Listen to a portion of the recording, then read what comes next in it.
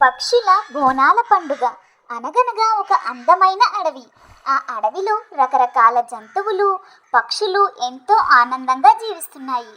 చిలుకలు, గోరింకలు, కోకిలలు, నెమళ్ళు, జింకలు, కుందేళ్ళు, ఉడతలు, నక్కలు ఇలా అందరూ ఒకరికొకరు సహాయం చేసుకుంటూ స్నేహంగా ఉన్నారు. వాటిలో ఒక పిచ్చుక, ఒక కాకి, ఒక చిలుక మంచి స్నేహితులు. అలాగే కుందేలు, జింక కూడా వాటితో కలిసేవి. ఒకరోజు అడవిలో అందరూ కలిసి పండుగ చేసుకోవాలని అనుకున్నారు. మనం కూడా మనకు నచ్చిన పండుగ చేసుకుంటే ఎంత బాగుంటుంది కదా అంది పిచ్చుక. అవునవును అని అన్నవి మిగిలిన పక్షులు, జంతువులు.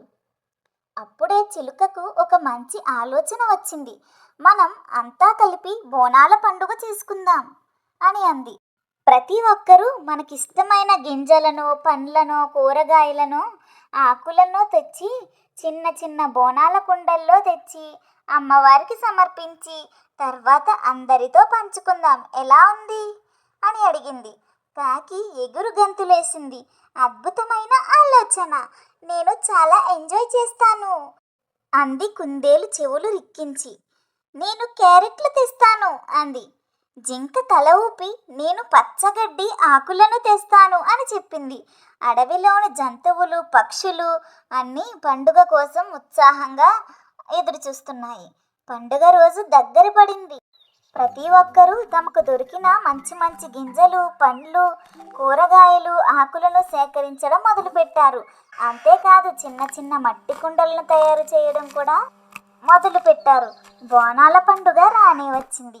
అడవి మధ్యలో ఉన్న పెద్ద మర్రి చెట్టు కింద అన్ని పక్షులు, జంతువులు గుమిగూడాయి. ప్రతి ఒక్కరూ తమ చిన్న చిన్న బోనాల కుండల్లో తెచ్చిన ఆహారాన్ని జాగ్రత్తగా పెట్టుకున్నారు.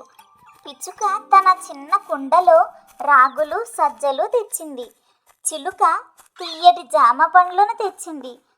కాకి వేరుశెనగలు, పచ్చిమిర్చి తెచ్చింది. బుల్లి ఉడత కొబ్బరి ముక్కలు, పచ్చి జీడిపప్పు తన కుండలలో తెచ్చింది.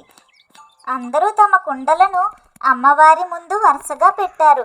అడవి తల్లికి జై, అమ్మవారికి జై అంటూ నినాదాలు చేశారు. నెమలి తన అందమైన పురివిప్పి నాట్యమాడింది. మిగిలిన పక్షులు పాటలు పాడాయి. జంతువులు ఆనందంగా గింతేశాయి.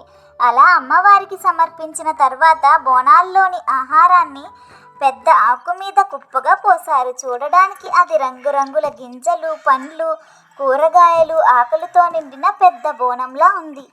వివిధ రకాల ఆహార పదార్థాలు కళ్ళకు పండుగలా అనిపించాయి. అందరూ కలిసి ఒకరిదొకరు పంచుకుని ఆహారం తిన్నారు. ఎంత రుచిగా ఉన్నాయో! ఎప్పుడూ లేని విధంగా ఇన్ని ఆహార పదార్థాలు ఒకే చోట దొరకడం, వాటికి అందరూ కలిసి పంచుకోవడం చాలా సంతోషాన్నిచ్చింది. పక్షులన్నీ సంతోషంగా పాటలు పాడుకుంటూ, జంతువులు నవ్వుకుంటూ, పాడుకుంటూ పండుగను జరుపుకున్నారు. అందరూ కలిసిమెలిసి ఉండడం వల్ల ఆ పండుగ మరింత అందంగా మారింది.